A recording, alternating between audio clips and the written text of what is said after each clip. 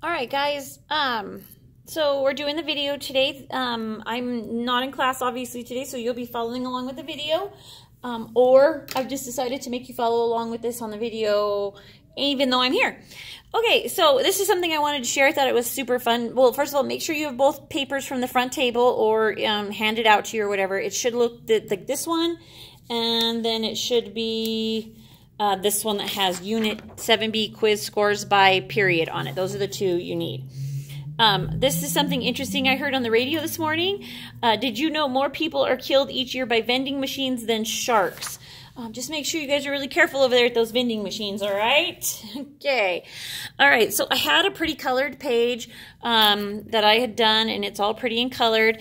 And then I got halfway through my video, and it stopped on me. So it's half filled out in pen, and it can't be erased, and I'm not coloring it again. So here we go, okay? Okay, so we're going to start with measures of central tendencies. So measures of central tendencies are values that represent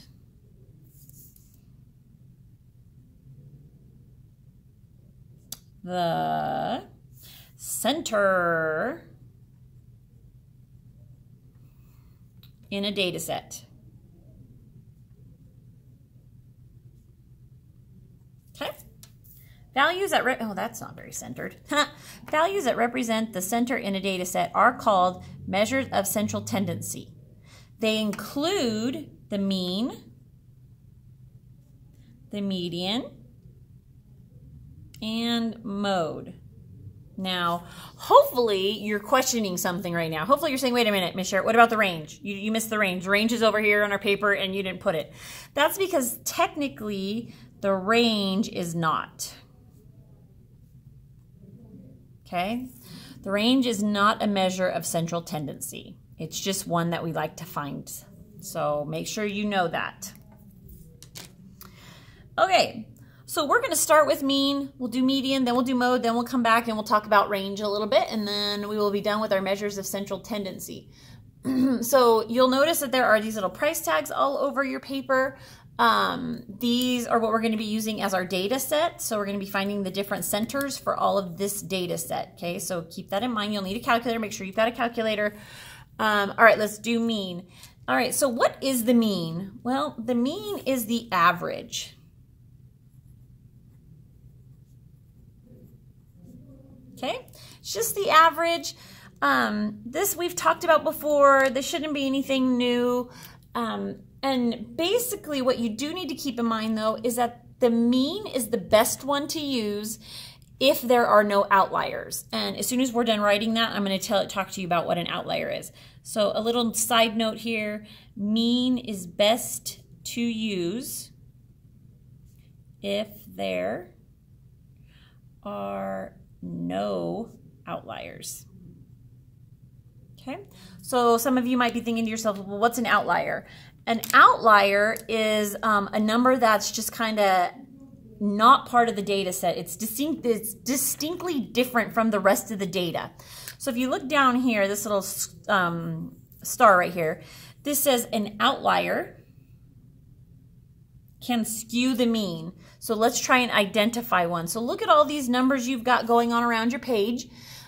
We've got 450, 8, 999, 999 again, 4, 9, 850, 7, 28, and 8. It's like, remember, I don't know, well, you guys probably don't remember because you guys probably aren't in the age of Sesame Street, but there used to be a thing where they'd sing, which one doesn't belong? Well, which one doesn't belong? Which one doesn't make sense with the rest of our data? I mean, especially if these are like, say, prices of something, what's something that's somewhere between $5 and $10? Like a 6-pack of soda or something like that, okay? So you've got all these prices, and then all of a sudden you've got this one over here that's $28. The rest of these are all under 10, except that one. Oh, right here, this one. Okay, so this one right here is our outlier. So under our identify one, put $28, because that's our outlier. Now, because we have this outlier, our mean that we're going to calculate here in a little bit is going to be skewed. So technically, if we were actually trying to find the center data of this set, we would not use the mean because of this outlier. Okay, but we're still going to do it. So how do we find the mean? Well, hopefully this isn't anything new to you. You take the sum, which means add, okay? You're going to take the sum of all data points, or values, not points, sorry, values. And you're going to divide that by the number of data values you have. Okay, so right here in this example box, I want you to actually pause the video and I want you to find the mean of all these prices. Now, there are 10 prices, so make sure when you're dividing by 10. Okay, so make sure you pause. Okay, hopefully you paused and did like you were supposed to. So let's talk about this. So this is what you should have gotten. When you added all of the sum of all data values, you should have gotten $96.89. And like I said, you're going to divide it by 10 because there are 10 prices. If you were to count all these price tags, there's 10 of them. Okay? What you get is 9.689. Now, this would be great. You could stop here, except for the fact that we're actually dealing with money, and money does not have 3 digits past the decimal point. It only has 2. So we need to round this up 1. So it's actually $9.69. This is our mean. Okay. All right, that is the mean. Let's go to median now. Over here. Median. All right, what is the median? Well, the median is the middle number. Middle number. Okay. How do we find the middle number? Well, it shouldn't be too difficult. Basically, all you do is put your values in order. Put values in order, and you're going to put them in order from least to greatest. Okay, so least to greatest, smallest to biggest. Then once you do that, then you're going to find the center or the middle, right? Center, middle, same difference. All right, so let's talk about our data here. So we're going to put these from least to greatest. All right, let's use orange. Least to greatest. This one you could pause and try and do it on your own and see if you get it right if you want, but I'm just going to keep going. So we've got a 4, and then a 450, and then a 7, and an 8, and another 8, and an 850, and then a 9, then a 999, another 999, and then 28. So we should have 10 numbers. 1, 2, 3, 4, 5, 6, 7, 8, 9, 10. Awesome. We did great. Okay, so in order to find the middle number, basically what you're going to do is start from each end and kind of go in one at a time. So 1, 1, 1, 1. And then you're going to find out that the middle actually falls in between two numbers right here. Okay, sometimes you'll have an odd number of data and the middle number that's left, there would be a number right there. You would just circle it and that would be your middle number. But over here, if you look, if there are two numbers in the middle, like we have here, so we have 8 and 850 that are in the middle, then their mean, that's what goes there, their mean is the median. And all that means is you're going to add these two numbers together, so 8 plus 850, and then divide it by 2. Your median will equal 825. Okay? Now some people can do this stuff in their head, and if you can, that's great, awesome. If you can't, no problem, you got a calculator, right? Okay, up next. Oh, let's do mode first, and then we'll come back to range, since range isn't actually one of our measures of central tendency. Okay, range or mode right here. Okay, what is the mode? Well, the mode is just the value that appears the most. The value that appears the most. Okay.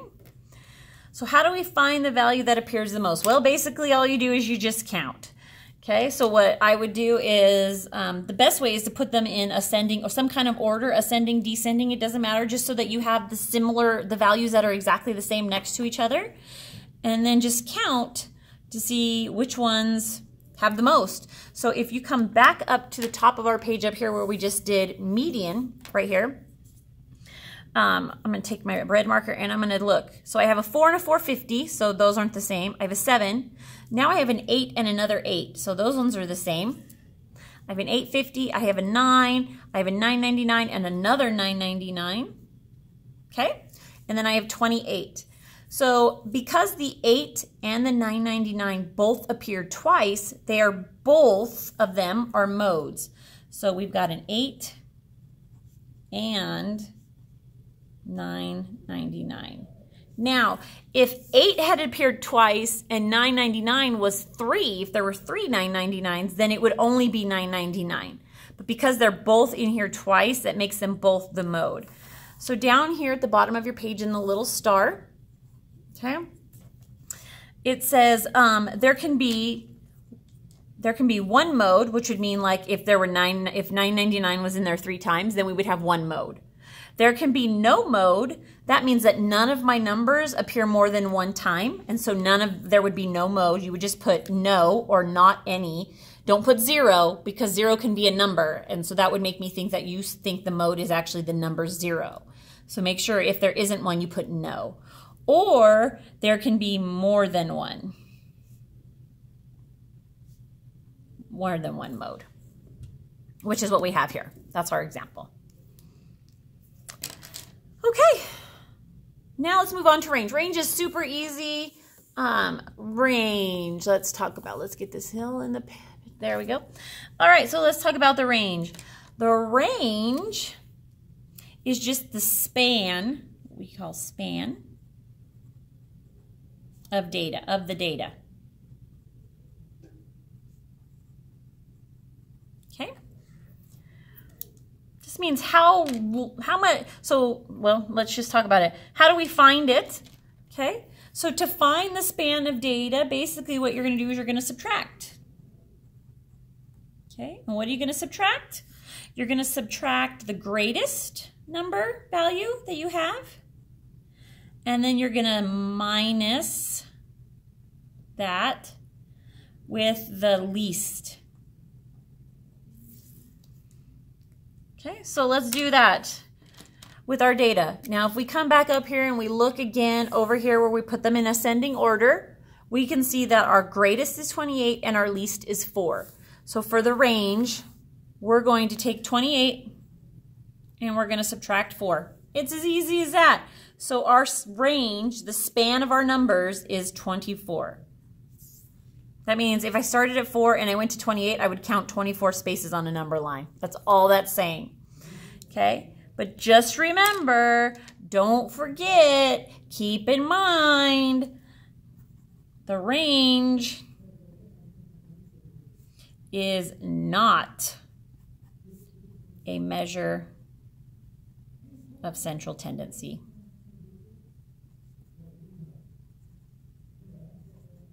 Okay, it's not one. Remember that. Okay, I'm going to actually do 2 different videos. So the next video, you're going to grab you're going to flip this page over and it will be on box plots. All right.